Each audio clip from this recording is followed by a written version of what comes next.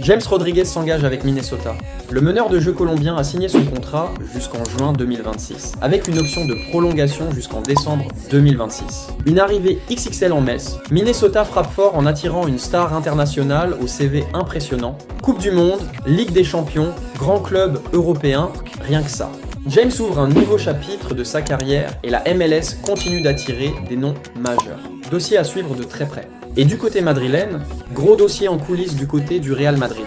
Selon les informations sorties ces dernières heures, la Maison Blanche suit de très près Vitinha, le maître à jouer du Paris Saint-Germain. Mais attention, la position du Real est très claire.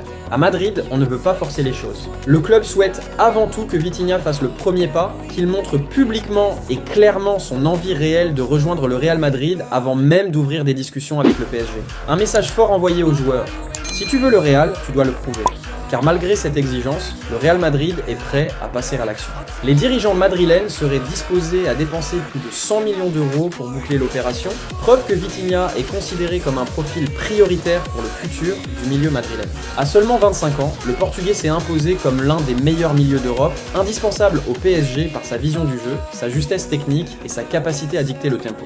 Autant dire que Paris ne lâchera rien facilement. Ce dossier pose donc une question centrale. Vitinha est-il prêt à s'opposer à son club et à afficher son ambition de rejoindre le Real Madrid? Sans ce signal fort du joueur, Madrid n'ira pas plus loin. Le bras de fer est lancé.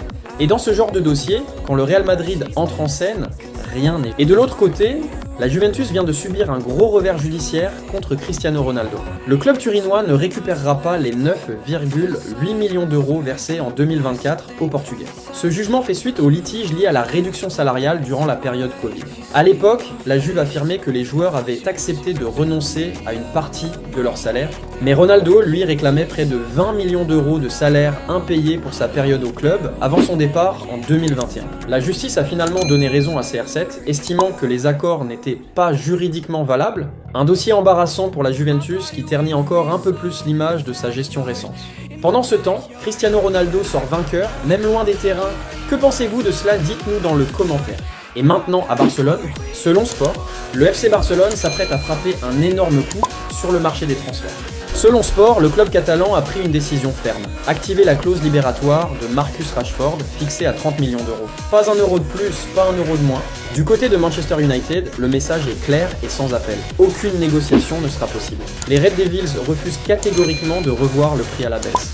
Pour eux, cette clause reflète parfaitement la valeur réelle du joueur sur le marché actuel. Et il faut dire que Rashford réalise une saison exceptionnelle sous les couleurs blaugrana. L'attaquant anglais a été impliqué dans 23 buts en 33 apparitions, toutes compétitions confondues, buts décisifs, passes clés, influence offensive. Marcus Rashford est devenu l'un des hommes forts du Barça cette saison. Au sein du club catalan, on estime que recruter un joueur de ce calibre à moins de 30 millions d'euros est tout simplement impossible dans le football moderne. À ce prix-là, le Barça considère l'opération comme une véritable opportunité de marché. Si la clause est activée, le dossier sera bouclé rapidement, sans discussion interminable entre les deux clubs. Une signature qui pourrait totalement redistribuer les cartes en attaque et confirmer les grandes ambitions du FC Barcelone pour la saison à venir.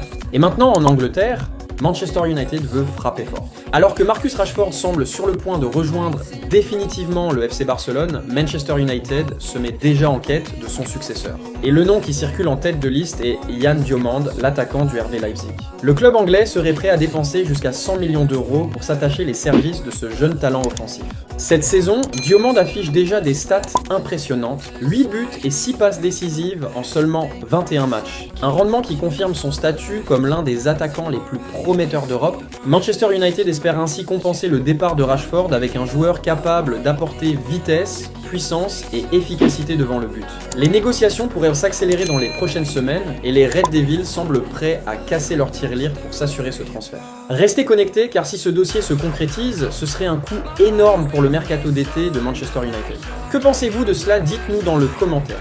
Et maintenant à Arsenal, Arsenal a frappé un grand coup en coulisses lors des dernières heures du mercato hivernal. Selon Bild, les Gunners ont tenté de recruter Leon Goretzka le jour même de la clôture du marché des transferts.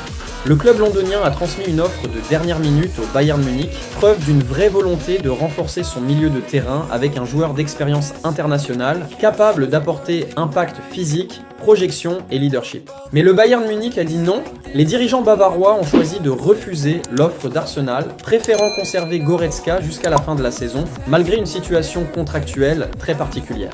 Car l'information majeure est là. Leon Goretzka sera libre de tout contrat cet été. Un départ gratuit est donc totalement possible et Arsenal pourrait revenir à la charge dans quelques mois sans avoir à payer la moindre indemnité. Du côté d'Arsenal, ce dossier montre une chose claire. Mikel Arteta cherche à muscler son entrejeu pour franchir un cap, notamment en Ligue des Champions. Goretzka coche toutes les cases, expérience du très haut niveau, mental de compétiteur et connaissance des grands rendez-vous européens. Reste désormais à savoir si le Bayern tentera une prolongation de dernière minute ou s'il laissera filer l'un de ses cadres sans indemnité. Une chose est sûre, le feuilleton Goretzka ne fait que commencer. Selon Bild, et voici le dossier qui fait parler, c'est une onde de choc qui traverse tout le football marocain.